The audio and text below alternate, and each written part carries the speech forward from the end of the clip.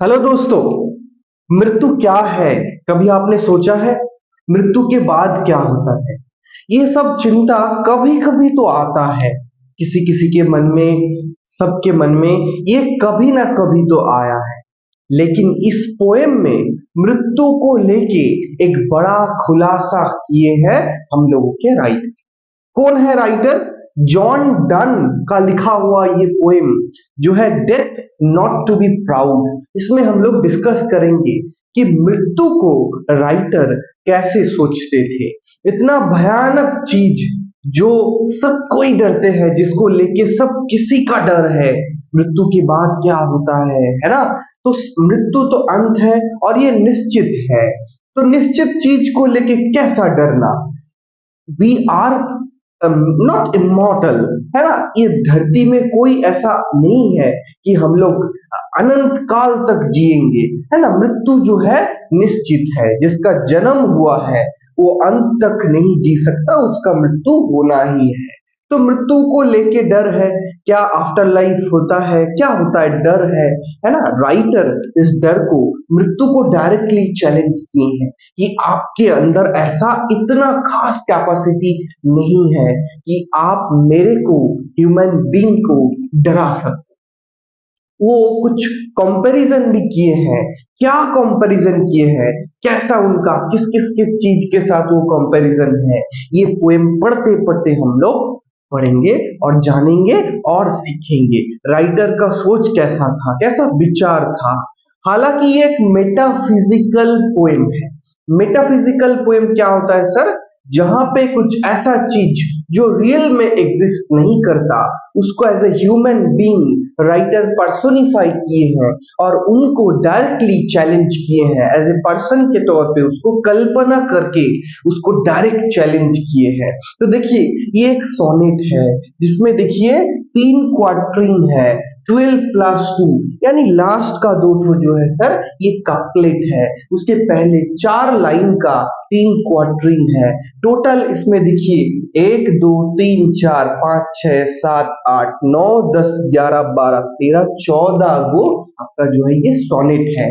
तो ये पोएम का जो एनालिटिकल पार्ट है, पोएम का कौन सा चीजें कैसा सिंबल को शो करता है, जैसे एपोस्ट्रोफी, पर्सोनिफिकेशन, मेटाफोर, आयरनी, इसका जो लिखने का लिटरेरी डिवाइसेस है, हमने एक अलग वीडियो पे इसके ऊपर डिस्कस कर रखा है, उसको जाके थोड़ा सा देखो, है ना? तो इसके ऊपर चर्चा करेंगे। जस्ट ये वाला चैप्टर हम खाली ये वीडियो में आपको मीनिंग करके समझाएंगे, ताकि आपको मीनिंग इसका एकदम अच्छे तरीके से याद हो जाए। चलिए वीडियो पे जंप करते हैं।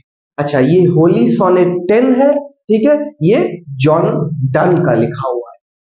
चलिए, इस पोएम को हमने बोर्ड में लिख रखा है ताकि आप बहुत अच्छा से देख पाओ और आपको और अच्छे तरीके से ये पोएम समझा हम पा सके, ठीक है? तो हालांकि हम बहुत सारा छोटा छोटा पोएम ऐसा है क्योंकि हम बोर्ड में डायरेक्टली लिख लेते हैं, ताकि आपको और करीब से दिख पाए, दिखा पाए और इसको समझाने का हम मौका पा सके। तो देखिए, पहला लाइन क्या है? Death B not proud. यहाँ पे राइटर डायरेक्टली डेथ को यानी मृत्यु को चैलेंज कर रहे हैं कि भाई तुम इतना इतना आपको घमंड क्या है? इतना घमंड करने का तो आपका कुछ है ही नहीं। आप उतना खास हो नहीं कि आप लोगों को डरा सको। हालांकि कोई कोई आपको डर जाता है ना? उन लोगों को ज्ञान कम है, बहुत सालों से चलता हुआ जो डेथ को लेके जो भी चीजें हैं लोगों के मुंह से सुनते आ रहे हैं, तो ये एक लोगों के मन में परसेप्शन आ गया है, भय आ गया है। तो इस भय को आज हम तोड़ना चाहते हैं। तो जॉन डन ने डेथ को लेके जो पहले लोगों का जो विचारधारा था तोड़ना चाह रहा है, ठीक है? तो देखिए, डेथ बी नॉट प्राउड, मृत्यु आप इतना घमंड मत करो। दो सम हैव कॉल्ड थी, आपको कोई कोई किसी किसी लोग बुलाते हैं। कैसा कैसा बुलाते हैं? देखो, माइटी एंड ग्रेटफुल। आप शायद बहुत भयानक है, बहुत मतलब आप में क्षमता है, हालांकि हम बता रहे हैं कि आपको इतना क्षमता दिया ही नहीं गया है। आप इतना क्षमता हो ही नहीं, आपके अंदर इतना क्षमता है ही नहीं। तो आप खुद के ऊपर इतना घमंड मत करो, इतना प्राइड मत लाओ। फॉर थो आर्ट नॉट सो, है ना। आप जैसे आपको अपने आप को सोचते हो, you are not like that, आप उतना हो ही नहीं, इतना कैपेसिटी आप में है ही नहीं।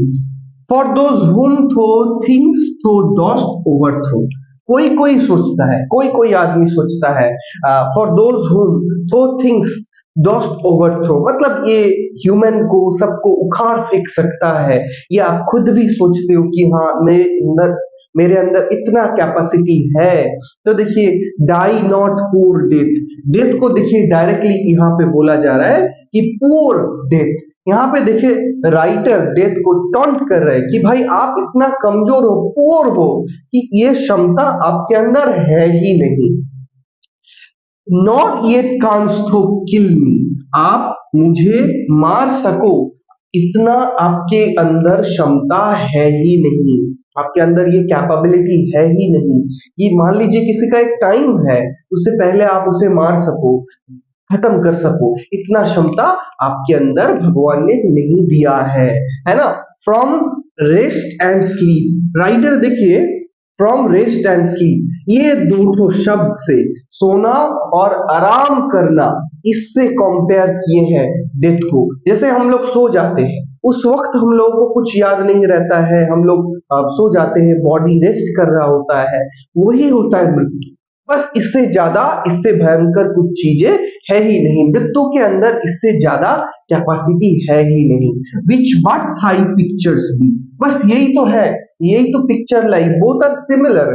आप मृत्यु को रेस्ट और स्लीप के साथ समझा सकते हैं, कंपेयर कर सकते हैं, इसमें अलग बात कुछ है ही नहीं, मृत्यु में खास कुछ है ही नहीं। ये जैसे रेस्ट एंड पीस आपको प्लेजर देते हैं। आप एक एक पोएम आप लोग जाने होंगे, पढ़े होंगे, जहां पे एडम और ईव के बारे में बात किया गया, जहां पे बोला गया कि धरती में हम लोगों के एक साजा के तौर पे, एक क्या बोला जाता है, शास्ति के तौर पे यहाँ पे भेजा गया है, ये पनिशमेंट है, ये यहाँ पे भेजा गया है। तो सोना उसके उसके हिसाब से एक आराम का चीज है, जो हम लोग नींद लेते हैं, ये तो प्लेजर देता है। तो मृत्यु इससे ज्यादा कुछ नहीं है। ये जो हम लोग साजा काट रहे हैं, ये जो हम लोग रेगुलर ऑफिस जाते हैं, काम पे जाते हैं, इतना मशक्कत करते हैं, इतना दिमाग में टेंशन टेंशन टेंशन, तो थोड़ा टाइम का सुकून हम लोगों को कहाँ से मिलता है? सोने से मिलता है। तो मृत्यु है उसका ही थोड़ा एक बड़ा स्टेज, उसका ही थोड़ा हाई स्टेज। तो मृत्यु प्लेजर ही है, इससे ज्यादा कुछ नहीं है। देन फ्रॉम थी मच मस्ट फ्लो, इससे ज्यादा आप और कुछ नहीं हो। मृत्यु बस जो है यही प्लेजर है, इससे थोड़ा बढ़कर एक स्टेज है जहां पे हम लोग चले जाते हैं पूरा भगवान के पास। तो मृत्यु अपने तरीके से कुछ नहीं कर सकता, खाली जो बॉडी है हम लोगों का उसको रेस्ट में भेज देता है, सोल को हम लोगों को गॉड के पास वो पहुंचा देता है। And soonest the best man, किसको जल्दी पहुंचाता है? जो दुनिया में बेस्ट मैन है।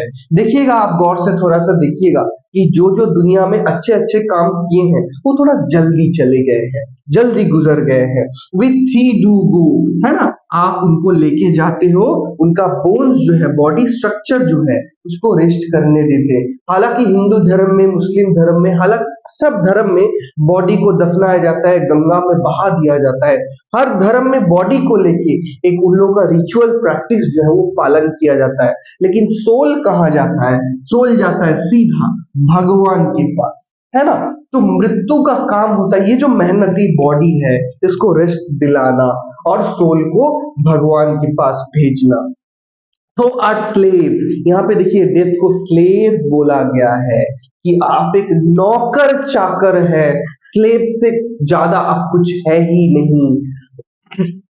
किसका स्लेव है आप भाग्य का, लक का, फेट का स्लेव है। और किसका है?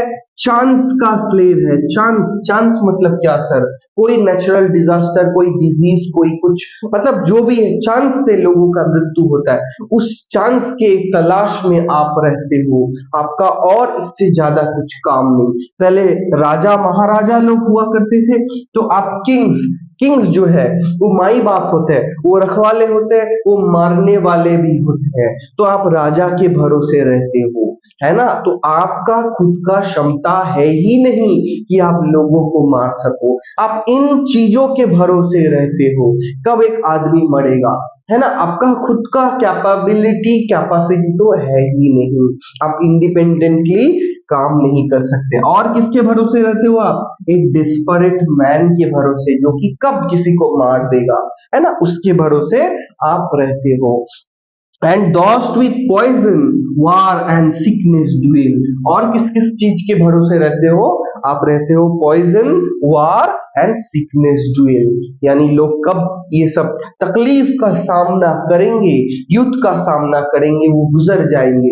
आप खाली चील की तरह उसी चीज के ऊपर नजर डाले हुए बैठे हो जहां पे इन सब चीजों का सामना करते हुए वो आदमी का मौत होगा। आपका खुद का कैपेबिलिटी है ही नहीं। और सुलाने की बात अगर आए तो पॉपी जो है, जो कि एक नशा का चीज है, वो तो और अच्छा सुला सकता है।